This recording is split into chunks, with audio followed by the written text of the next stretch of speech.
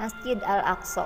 Masjid Al-Aqsa juga disebut dengan Baitul Maqdis atau Bait Suci, Al-Haram Asy-Syarif, Bukit Bait, adalah nama sebuah kompleks seluas 144.000 meter persegi yang berada di kota lama Yerusalem. Hingga kini banyak orang mengira Masjid Al-Aqsa hanya terdiri dari satu masjid saja. Padahal Masjid Al-Aqsa ini adalah merupakan sebuah kompleks yang di dalamnya terdiri dari beberapa masjid dan bangunan lainnya. Beberapa bangunan yang terdapat dalam kompleks Masjid Al-Aqsa adalah Masjid Al-Qibli, yaitu masjid dengan kubah biru keabu-abuan. Ini tempat sholat utama, bisa menampung sekitar 5.000 jamaah. Masjid Kubah Sakrah atau kubah batu atau masjid yang berkubah emas. Di dalamnya ada telapak kaki Nabi Muhammad saat Mi'raj atau naik ke langit. Masjid Marwani, ruang berkubah yang ada di bawah tanah. Masjid Al-Buraq, masjid kecil yang dipercaya sebagai lokasi Rasulullah memikat buraq saat Isra Mi'raj. Masjid Maghribi, menara megah di sebelah barat daya. Al-Mawazin, 8 gerbang yang mengelilingi kubah emas. Museum Islam, dan masih ada bangunan lainnya. Beberapa hal penting tentang Masjidil Aqsa. Yang pertama, kiblat umat muslim pertama.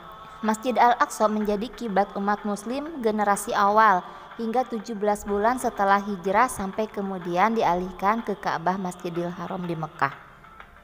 Yang kedua, merupakan masjid kedua di dunia.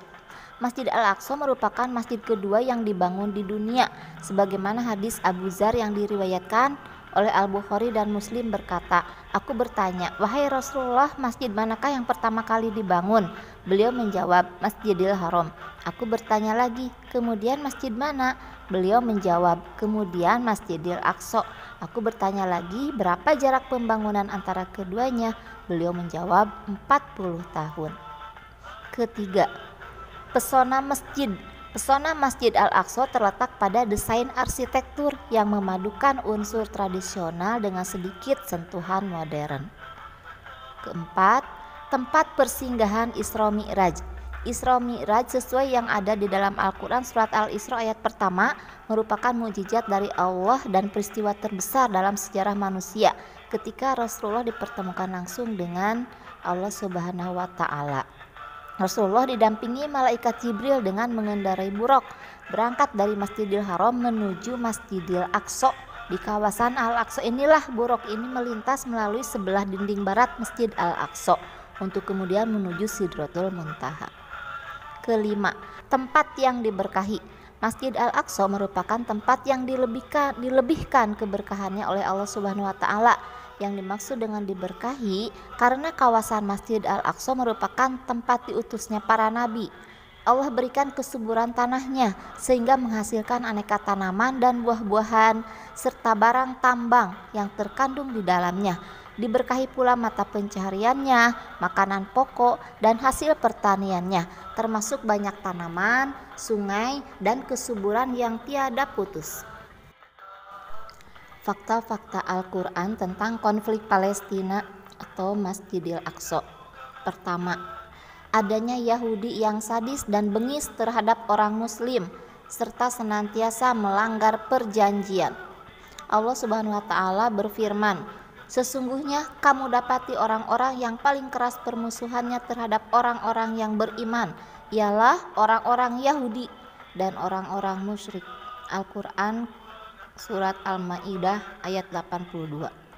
Fakta kedua, adanya kaum muslimin yang terusir dan terbunuh di Palestina karena keyakinan mereka berislam.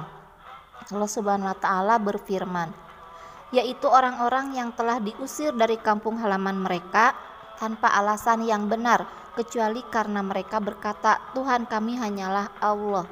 Quran Surat Hajj ayat 40.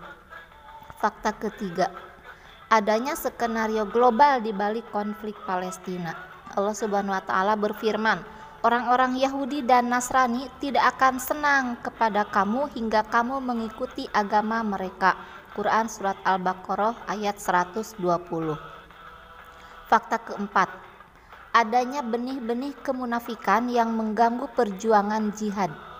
Allah Subhanahu wa taala berfirman, apakah kamu tidak memperhatikan orang-orang munafik yang berkata kepada saudara-saudara mereka yang kafir di antara ahli kitab, sesungguhnya jika kamu diusir, niscaya kami pun akan keluar bersamamu, dan kami selama-lamanya tidak akan patuh kepada siapapun untuk menyusahkan kamu, dan jika kamu diperangi, pasti kami akan membantu kamu.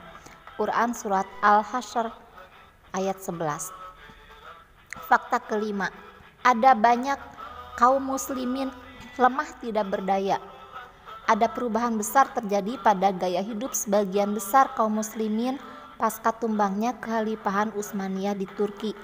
Banyak negara muslimin dijajah oleh negara-negara barat dan penduduknya pun mulai mengadopsi pemikiran dan gaya hidup barat yang materialis. Akibatnya, cinta harta dan dunia mulai mengakar dalam kehidupan kaum muslimin. Fakta keenam, ada kelompok yang senantiasa mengusung tinggi jihad untuk menegakkan kalimatullah tanpa ragu dan gentar. Allah Subhanahu wa taala berfirman, di antara orang-orang mukmin itu ada orang-orang yang menepati apa yang telah mereka janjikan kepada Allah, maka di antara mereka ada yang gugur dan di antara mereka ada pula yang menunggu-nunggu dan mereka tidak merubah janjinya. Quran Surat Al-Ahzab ayat 23. Al-Quran menyebutkan fakta akan adanya golongan yang senantiasa setia untuk memperjuangkan kejayaan Islam. Bahkan meskipun di antara mereka banyak yang telah berguguran, tidak sedikit pun membuat komitmen mereka untuk berjihad mundur dan luntur.